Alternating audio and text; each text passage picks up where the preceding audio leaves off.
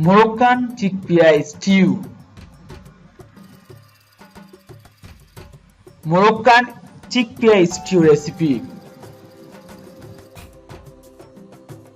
Ingredients: 1 tablespoon extra virgin olive oil, 2 medium onions, 1 carrot peeled and cut into half-inch pieces, 1 inch piece of fresh ginger peeled and minced, 2 to 4 cloves garlic, 1½ teaspoon turmeric, 1 teaspoon ground coriander, 1 teaspoon ground cinnamon, 1 teaspoon ground cumin, 1/4 to ½ teaspoon cayenne pepper, sea salt to taste, 1 tablespoon sorghum flour, 1 can organic no salt added, chickpeas drained and rinsed, 1 can diced tomatoes, ½ cup water, 2 tablespoons tomato paste, 1 tablespoon agave's nectar, 1 red bell pepper cut into bit-sized pieces, 1 small head cauliflower cut into bit-sized pieces, 5 ounce chopped dried unsulfured apricot,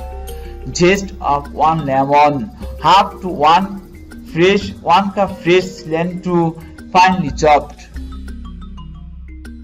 Directions: heat the oil in a large saucepan over medium heat.